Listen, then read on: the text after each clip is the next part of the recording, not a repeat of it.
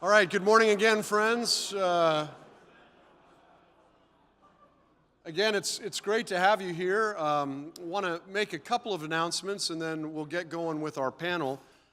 First, if you are part of the organizing committee for this event, again, this is our third time around, and there's a lot of work that goes into this. I get copied on the emails, and I think I saw like 378 emails between the organizing committee. But if you're part of the organizing committee, would you please stand so we can say thank you to you?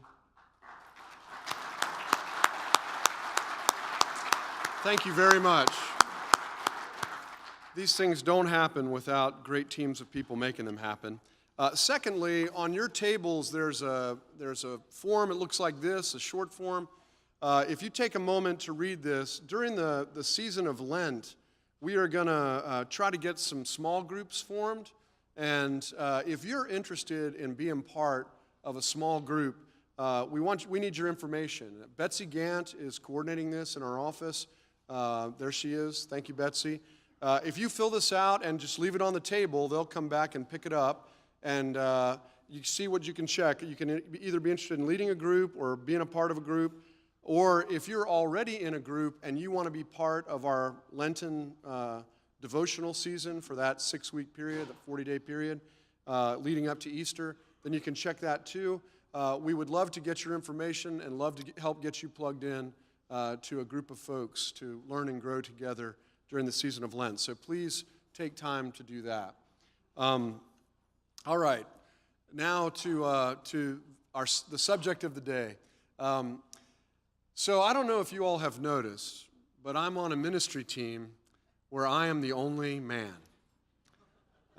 All of my colleagues are really smart, really experienced, really gifted women, and I have learned a lot in my time with them. We just had a senior leadership retreat, and I was the only dude. With Lee, he was there with me, and Dale was there, but from a clergy standpoint. And so I'm learning a whole lot. I'm very excited about today's panel, and I'm looking forward to learning. And one of the people I've learned more from than any other person on our staff is my colleague, Millie Snyder, because she's really smart. I don't know if you know, but she graduated from Princeton Theological Seminary and has been in ministry for years, has been a solo pastor, or associate pastor, a head of staff pastor, and is now our executive pastor. And all the gifts that I don't have, Millie has. And she's an amazing colleague to work with in ministry. And she's going to lead our panel. I'm going to turn things over to her and let her introduce the panel and get things going. So join me in welcoming Millie Snyder.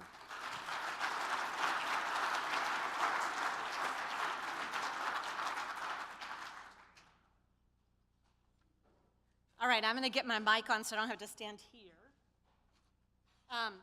It's great to be with you this morning, and I'm going to get the panel to come on up and so we can get this thing started.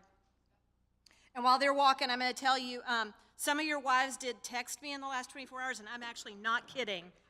I cannot tell you which ones did, but I did get texted by some of your wives with things they wanted me to say. I'm not going to say those things, but there were a few key points they wanted, and I've been told multiple times by people already this morning that you were instructed to take notes. So that's on you, not on me, right? Keep your expectations low. What'd you say? Keep your expectations low. Keep your expectations low. There we go. I want to start by introducing myself and the folks on the panel. There's information about all of us on the page that you've got at your seat. So I'm gonna introduce myself and use the same format that I'd like the three panelists to use, which is tell us who you are, tell us where you fall in your family of origin, oldest, only, youngest, whatever, and tell us about your current relationship, your relationship situation, your significant other. How long have you been together? What's the story? Okay. All right, so I'll start, and then I'll let you go. So I am Millie Snyder, and in my family, I was the youngest of 4 children, and I was the only daughter. So I had the reverse experience of what Joe had. I was the only girl in the room a lot of the time growing up. I've been married to my husband, Leif Oss. We've been married for over 25 years, and we are the parents of 2 daughters. who are both out of the house, so we are empty nested. So take it away. I'm Ann Caulkins. I am one of 4 children. I am second to youngest. I too have 3 brothers. I have been married to Kelly Anderson for 30 years. I have survived it for 30 years. And I have an 18-year-old son, Porter, and a 16-year-old son, Miller. Hi, everyone. Is this on? Oh, Yep. There we go. I'm Beth Bell, and I am the baby in my family. I have one older brother, and I've been married in August to Doug for 30 years. And I need to just point out that he's the only husband from the panel that was able to make it today. So I think he deserves a round of applause. He's right over there. Yes. Able to make it, brave enough to come. Brave enough to take it come. whatever you want to do. However you want to look at that. Hi, I'm Tracy Curtis. I feel like we crashed a bachelor party. I'm the oldest in my family. I've got sisters who are twins that are just a year younger than me. I was married to Matt Curtis, who a lot of you know, who's a member of this church.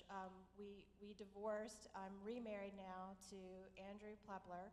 And collectively, we have 5 children. I have 2 children of my own and now 3 stepchildren. That's great. Thanks. So you've gotten to know us. I want to get to know you a little bit before we go any further. So I'm going to ask everybody in the room to stand up. Yeah. Stand up.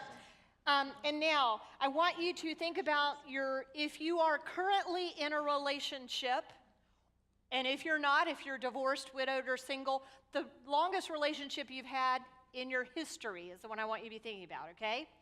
If that relationship, 5 years or less, take a seat.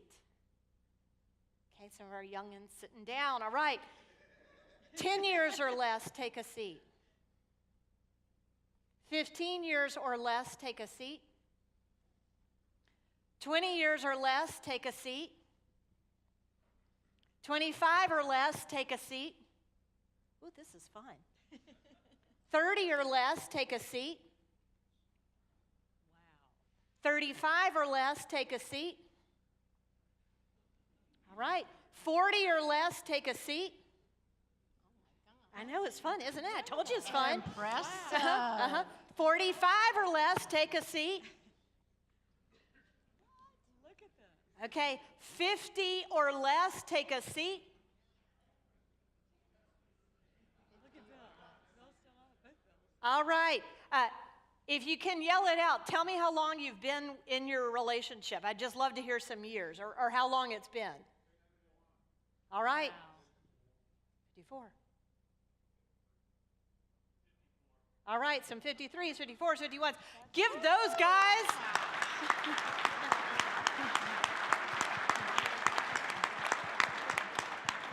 So what I want you to know about those folks is they know something about how to make a relationship last. So if you're at their table, seek their wisdom because they know something, and you want to tap that from them. So we've got a video that we want you to watch to kind of kick this off. It's just a little fun clip to set up a little bit of the conversation. So when Curtis can get it ready for us, we're going to watch this video. There's all this pressure, you know? And sometimes it feels like it's right up on me, and I can just feel it, like literally feel it in my head, and it's relentless. And I don't know if it's gonna stop. I mean, that's the thing that scares me the most, is that I don't know if it's ever gonna stop. Yeah. Well, you do have a nail in your head. It is not about the nail. Are you sure? Because, I mean, I'll bet if we got that out of there... Stop trying to fix it. No, I'm not trying to fix it. I'm just pointing out that maybe the nail is causing... You always do this. You always try to fix things when what I really need is for you to just listen. No, see, I don't think that is what you need. I think what you need is to get the nail See, you're out. not even listening now. Okay, fine. I will listen. Fine. It's just, sometimes it's like there's this achy, I don't know what it is.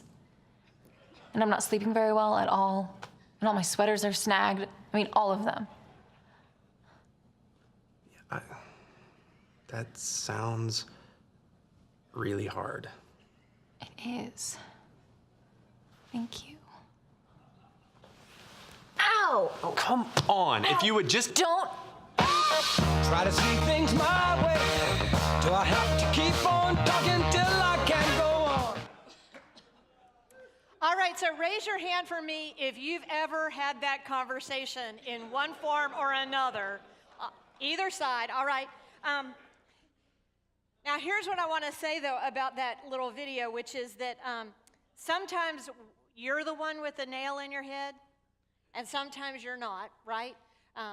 Like one of the songs I really like, sometimes you're the windshield and sometimes you're the bug. So sometimes you're the one who sees the nail in somebody else's head, and sometimes you've got one in your own head, and sometimes somebody's trying to tell you about their knee, and you're telling them to get the nail out of their head, and you're not talking to each other, right? That happens sometimes. So part of what I want to be sure about that video is that the takeaway from the video is the importance of listening to each other and honoring who the other person is. So I want to tell you a little bit about me and my background and why I come with that frame. In ministry, in the journey to become a pastor, we have to go through psychological testing.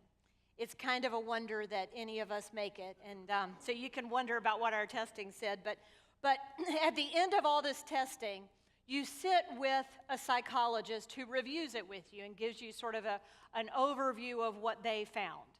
And so in my testing, what the therapist said at the end of mine was that I have personality traits that are very stereotypically masculine, and that if a church calls me to serve as their pastor, they would likely be wanting some stereotypically feminine traits. They would want warm nurturing, and I'm task-oriented, and I'm goal-driven, and that would be a problem, and I was probably going to really struggle in ministry.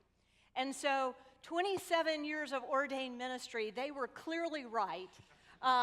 It's been a huge failure, a big struggle for me, but what it reminds me is that you're not here to learn about women.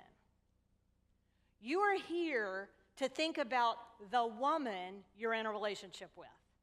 So I want you to get the difference between, Ann's nodding for me over here, the Presbyterian amen. Amen. Thank you. That women are all different. And so even among the four of us, when we watch that video, some of us have the nail in our head, and some of us said, boy, I have that conversation with my husband, and he has that nail in his head, right? Okay.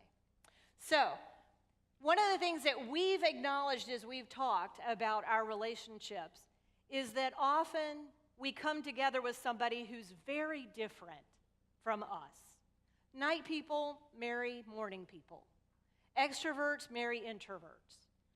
And it may be, for those of us who are people of faith, that that's one of the ways that God helps to transform us. We learn things from this person who's different from us. It's the blessing of being in a close relationship with someone who's different from you. So I want to start with the panel and ask them to share a way that they are different from their spouse and how they have learned from that difference, what God has done with that difference. So who wants to go first and tell us a little bit about being different? I'll be glad to go. Go for it. So many of you may know Kelly Anderson. We are different in almost every single way.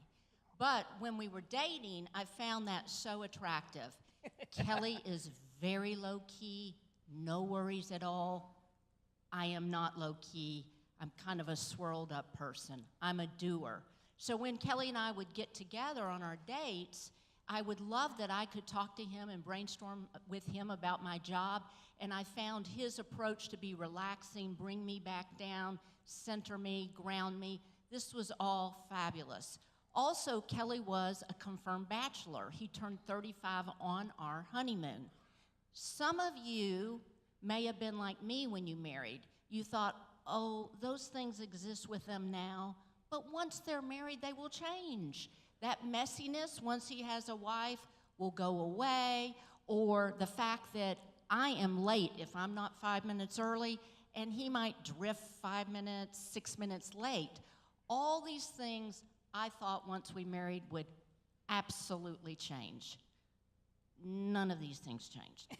So what I found to be very, very beneficial also, that low-key, don't worry approach. When you're in marriage and you have a problem that is within your marriage, that low-key approach, if you're upset about something really is not grounding anymore, is very irritating. So what I found really benefited me, and it led to other things, was at prayer time every night, I always added this long list of what Kelly brought to me.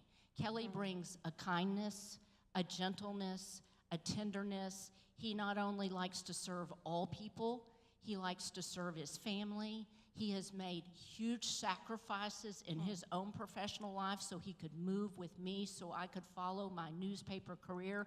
And the list would be going on and on about how kind he was to everyone.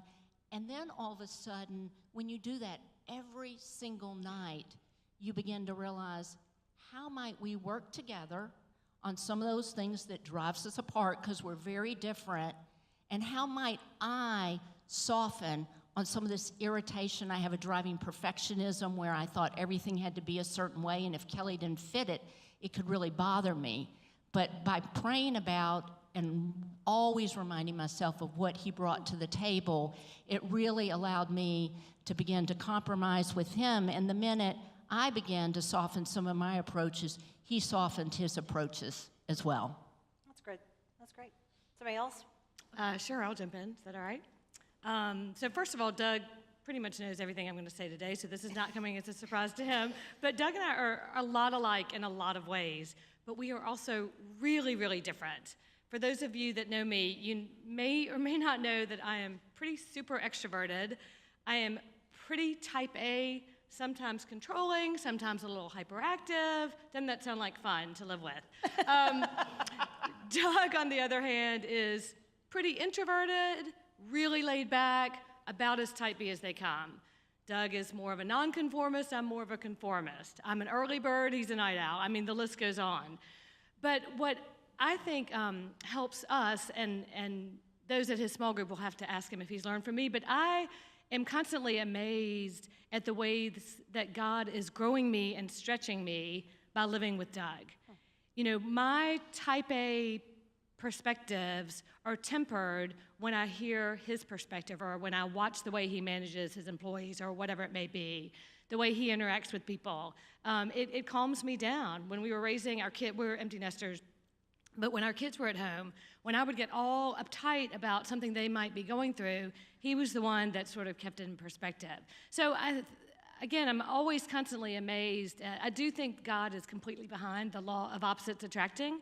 I think we subconsciously look for people that are different from us, to Millie's point. I think you are sort of a more complete unit when you have differences.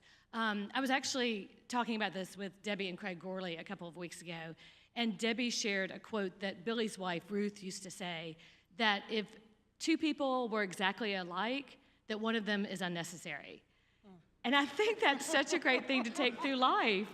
May not always be true, but in a marriage, it's definitely true because Doug keeps me grounded and we complete each other. So anyway, there you go. Yeah. Tracy? Well, Andrew and I are pretty much opposites because I'm a very black and white person, and he is about 100 shades of gray. And so where I'm over here saying it's right or it's wrong, it's good or it's bad, he's over here kind of going, well, and he actually says it like that because he's Jewish. He's a very whiny Jew. Ann can back me up. Ann fixed us up. But so what happens when you're that far apart? He's also a former prosecutor for the Justice Department. So when we come into a situation where I'm like, I know how to fix this, you know, what Andrew does for me is he helps me see a much bigger picture because he's used to listening to all sides and giving everyone the benefit of the doubt. And I can't say that I was always good at that. And I think what he gets from me is not everything needs to be, you know, worked around and talked about and turned upside down. And so when we do have something that we need to discuss, I always go into every discussion knowing that there are going to be concessions, because I'm always over here and he's always over here. And the way that we've found works for us, and we did do counseling. I mean, when you marry for a second time, interfaith with all these kids, you need counseling.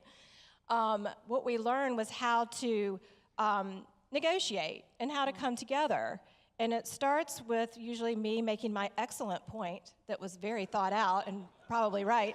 I make my point, and then he says, I hear what you're saying, and that's a really good point, but here's something I want you to consider. And then I make my next point, being a little bit closer to where he's coming from, and then he says, I hear what you're saying, but here's what I need from you. And over time, and sometimes it's 5 minutes, sometimes it's an hour, but we find the middle, and that's something that we learn together. Yeah, that's great. Thanks. So what keeps you in this relationship? If you had to give all these men one thing, what has been a key component of a lasting relationship? What would you say is something that keeps you together? Or something you do, something about it? What is it that works? So in my type A overanalyzing, I drove Doug crazy with this question. He'd come home from work and I was like, what do you think about these things? Is this what keeps us together? And he was like, oh, Beth, you're killing me. So here's what we came up with. Mutual respect. You simply can't be in a healthy relationship without mutual respect. Compromise, especially to your point, especially if you're as different as Doug and I are, you've got to compromise. I'm a people person. I love going to social events. Doug's an introvert. He doesn't. So he compromises by going to events with me, and I compromise by turning down a lot of events. Empathy, I think, is really important. Life is hard, and at any given time, either you or your spouse are going to be going through something, individually or together, but to be able to put yourself in the other person's shoes and really feel what they're going through, sort of like the nail in the head, I think empathy is key.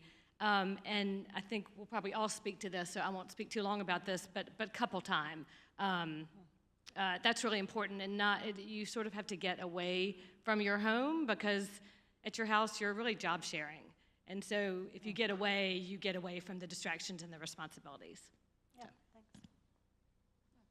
So Kelly is my best friend, has always been my best friend for 30 years, and I think that is really important, and that this person is your very best friend, and you do spend quality time with them because it reminds you of why you fell in love with them, why you dated.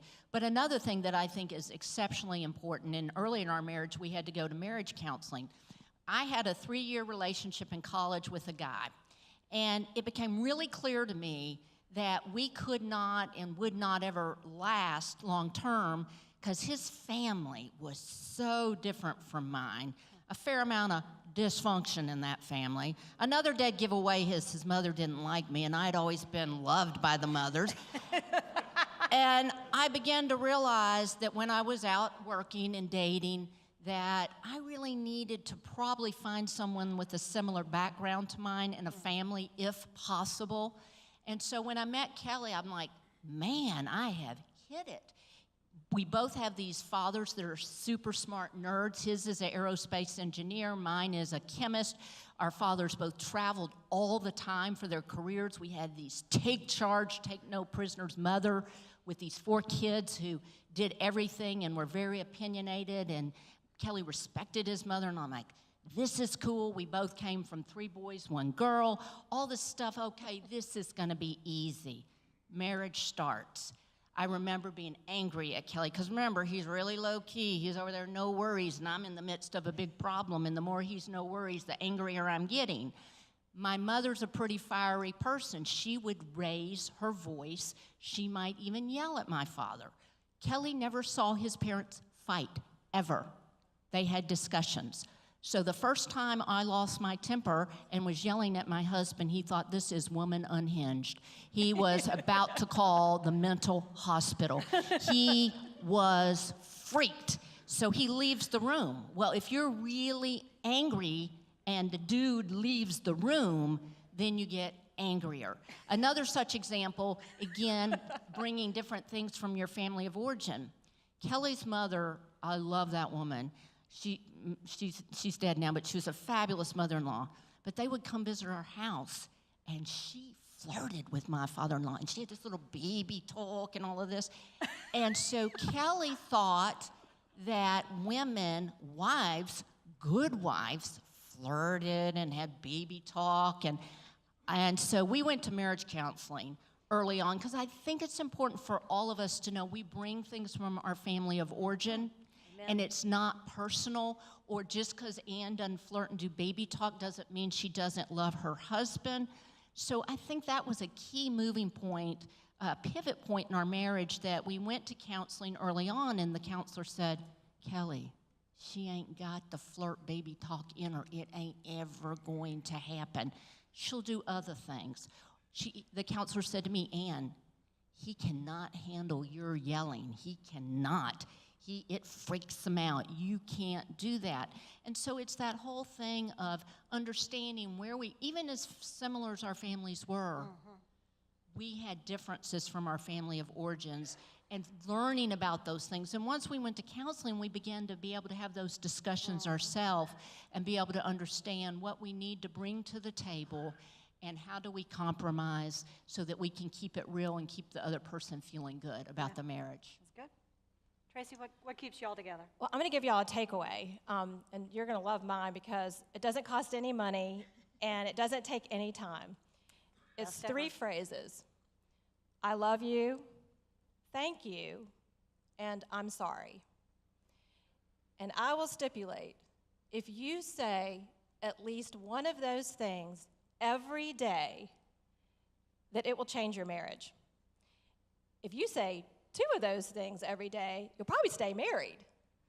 And it sounds so simple, but it's everything, because it says, I care about you, I appreciate you, and I validate your feelings. And I think you'd be surprised how many women don't feel genuinely cared for, appreciated, and validated. It's the thing that I talk about the most with my girlfriends.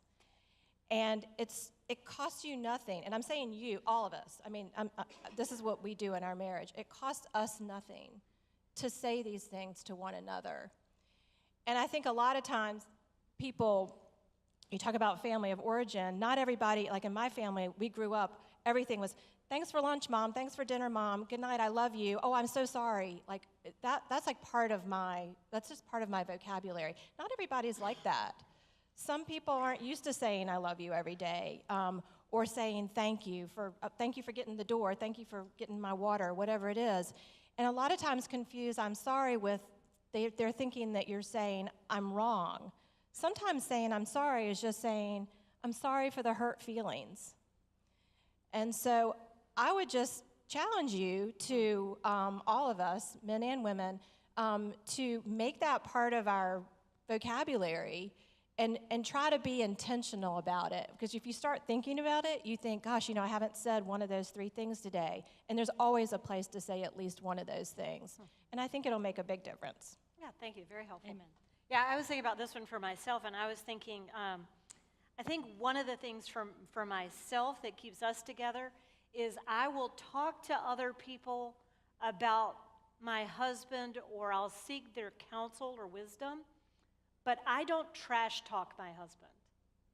So I don't go around going, oh, you're not going to believe what Leif did. And so if I were to offer that to you, I think seeking counsel from people or wisdom, but not going, oh, you're not going to believe what she said. Or, she always does this. Those kind of like general, and part of that for me is I find that because I don't trash talk my husband when I'm out, it helps me love him. And if I was trash talking him all the time, I think it just kind of breeds that disdain. And so I just don't do that. I just don't trash talk my husband. And so if people get together and they start doing that, heading down that path of like, we're all just going to be about our husbands, I don't do that. And so I think that's been a part for me. Tracy, you just gave us a great takeaway with those phrases. Do the other two? Do you have a takeaway you want to give, like a actionable item? Yes, Because I sure we're all do. about actionable items.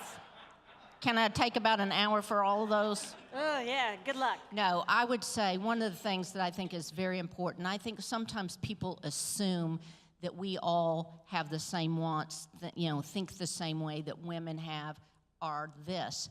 And I think it's really important that you ask your wives what they need, what would make them happy, and how you can help.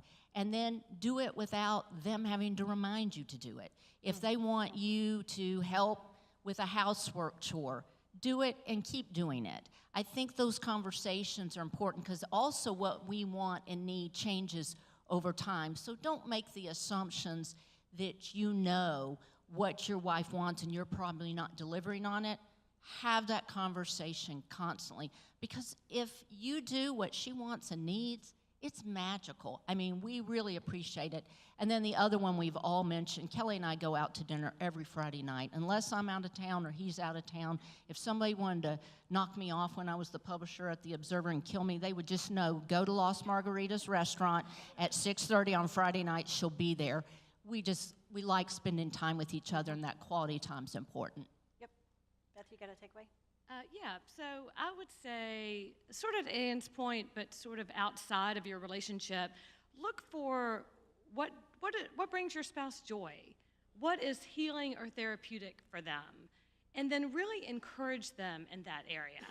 So for us, I love being involved in things I'm passionate about, and because of that, I tend to overcommit. And overcommitting is not great for a marriage. But Doug is really nice and supports me or puts up with me in that because he knows it fuels me. He knows it brings me joy.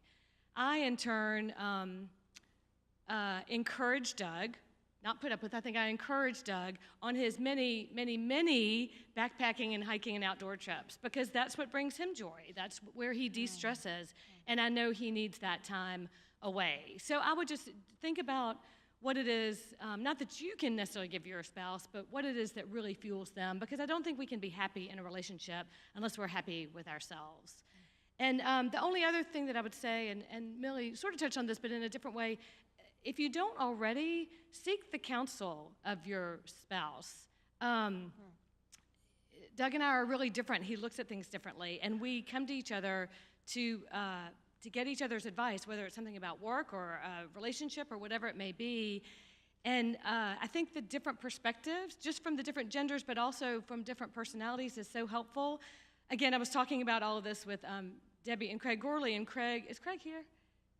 He shared with me this great sermon by Tim Keller on Genesis 2, where he talks about the first wedding, and Tim talks about his wife and how if he's in any situation or making a decision, he thinks about how he would respond, but he also thinks about how his wife would respond. And he has a great line in that sermon that says, "My wisdom portfolio is permanently diversified." Because you're taking two perspectives in any given situation. So seek their counsel. That's good. It also helps us feel valued. Yeah. Tracy, you got another takeaway? Anything else you want to add? And I wasn't very good at this in my first marriage, and I think it's really, really important. It's so hard to do, is to really make like that intentional quality time together. It's so hard when the kids are little. It looks like this is a real mix of ages, but when they're really little, it's just hard to make time for yourself and your spouse, and it's so important to go see a movie, go have dinner, just say, honey, we're getting out of here for a few hours. Go away, even for a night. Andrew and I, like a lot of times, we'll just leave like on a Saturday morning, go up to the mountains, have dinner, spend the night, come back, and it really does feel like we've been away for a week. We have to do that because there are so many people in our lives now, and because we've got our new family, we bring with us our ex's families. It's a lot, and it's important for us to get out of our environment, and it's basically about resetting and looking at each other in the eye. And I think especially now with our phones and laptops and everything that's going on, we're not looking up a lot. I find myself doing that sometimes when Andrew comes home. You know, what I need to be doing is get up, greet him, speak to him, how was your day? Let him ask me how my day was. I think sometimes, like, I'll get caught just sitting there on my phone, and I forget it's time to look up and look into the eyes of the person that you're in a partnership with. And then go see the movie everybody's talking about. Go have a drink at the new restaurant that just opened. Go for a walk. We walk a lot. And just spend that real quality time together and make time away from your home. That's helpful. That's good. There are questions on the page in front of you for some table talk time, so I want to give you a little bit of time now to talk about what you heard that maybe resonated with you, what was actionable for you, and particularly you might keep in mind 2 weeks from today, Valentine's Day is coming. Perhaps you heard something today that would be an action item for you in the next 2 weeks. It might make Valentine's Day a little better. So we'll give you a little time to talk, but why don't we go ahead and thank the folks on the panel, if you join me in doing that.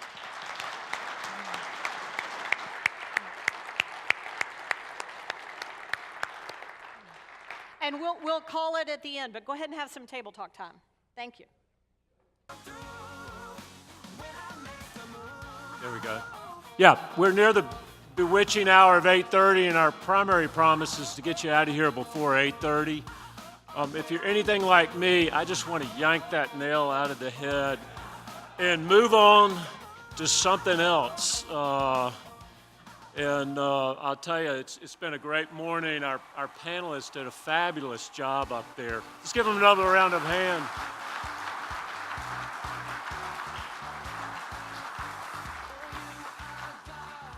We have a bouquet of flowers over here to the right. Each one of you need to pick up a bouquet of tulips. But let me thank you for being here. There are a lot of people who've been hard at work. You saw the organizing committee, but much, much, much more important than them are these ladies in the back, Curtis, Daryl, Josh, who really make this happen and get it done. I also wanted to share with you on Thursday, April 11th, we're going to have 2 members from Myers Park Pres share their faith story. And that's Taylor Stukes and Mike Linhart. So put that on your calendar, April 11th, 7 o'clock. We'll be rolling right into Easter week, and so it's really about your faith and where you are and where you're going. So I hope you've got 1 or 2 takeaways. Joe and I had a brain trust over here. We weren't very diverse, but we both realized that we need to ask our wives for advice in the problems we're dealing with every day. And the power behind that came up in the panel, and that's our takeaway before Valentine's Day. So have a great day. Thanks.